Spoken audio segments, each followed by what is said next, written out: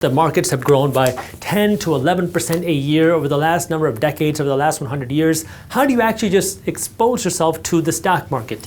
Let me show you. If you just wanted to invest your money into the broad United States stock market, there is a fund out there called VTI. This is created by Vanguard, and this is going to give you exposure to the total stock market. So the 2,000 some stocks that are trading in the stock market, if you buy one share of VTI, you're getting exposure to all 2,000 of those stocks. And since 2001, VTI has averaged around 9% growth a year per year over those 24 or so years. Option number two, if you want to get a little bit more niche, is to invest your money into the S&P 500. So for example, SPY, this is created by a company called Spider, SPDR is pronounced Spider, and this is giving you exposure to the S&P 500. That is the 500 largest companies in the stock market. So instead of investing in all 2,000 some companies here, you're investing in the biggest 500 companies here.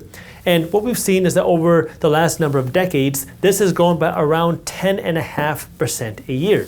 But if you wanted to get a little bit more niche into the NASDAQ is the group of the 100 largest companies in the stock market that are not financial.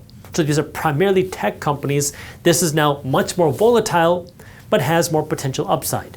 QQQ is an ETF that will give you exposure to the NASDAQ. And what we've seen is that because it's so tech heavy, well, it has grown a lot over the last decade because so much money has flown into tech. Over the last decade, this has grown by around 20% a year on average. Yeah, I know that's crazy, right? Well, over the last number of decades, this has grown by around 14% a year. But this is more volatile. When you see crashes or recessions, QQQ goes down even further than SPY.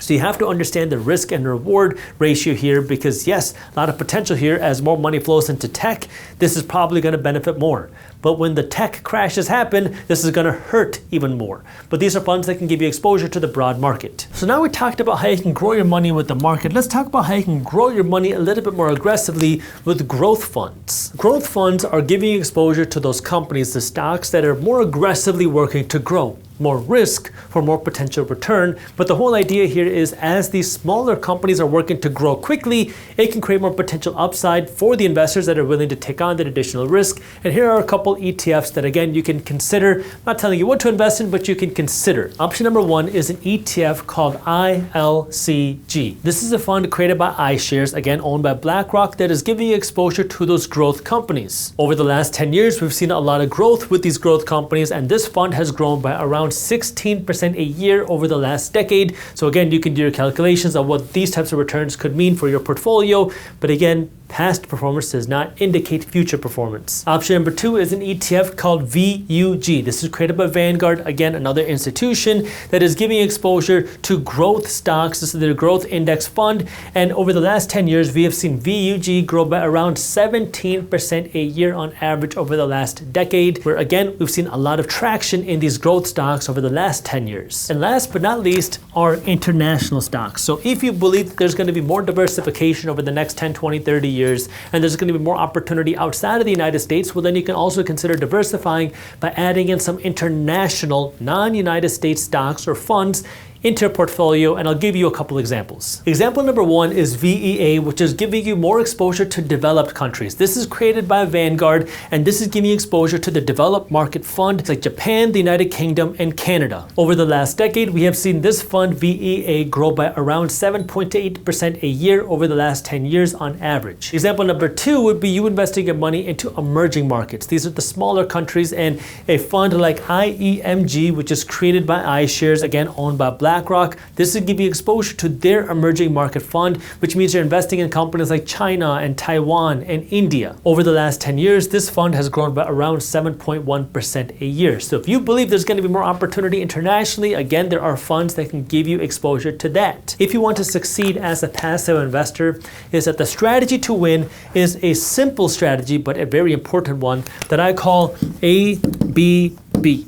Always be buying. And what that means is the strategy to win when you are a passive investor investing in these types of funds is every week or every 2 weeks or every month, you have an automatic cadence. Your money is going to get pulled out of your checking account and automatically invested into a portfolio of funds, and then you do not touch it.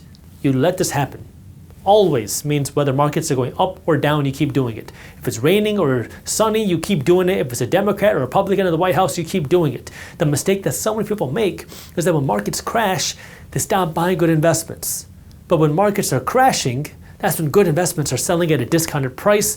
That's why the key is to follow this A, always be buying when markets are up and down, because those downturns create some of the best buying opportunities because most people are running away and good investments are selling at a discounted price. So you got to make sure it's a good investment.